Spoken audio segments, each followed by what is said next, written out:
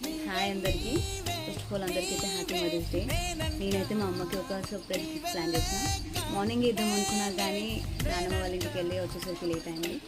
So ఇప్పుడే పోతున్నా. బయట చాలా వర్షం ఉంది. మీరైతే అందరు చాలా జాగ్రత్తగా ఉండండి. అమ్మని పిలిచేప్పుడు అమ్మని పిలిచి గిఫ్ట్ ఇస్తా. ఎలా ఉందో దాన్ని రియాక్షన్ చేద్దాం. మమ్మీ చెప్పురా, ఒకసారి కదా వస్తాను. డాడీకి అన్నం వేసి వస్తా.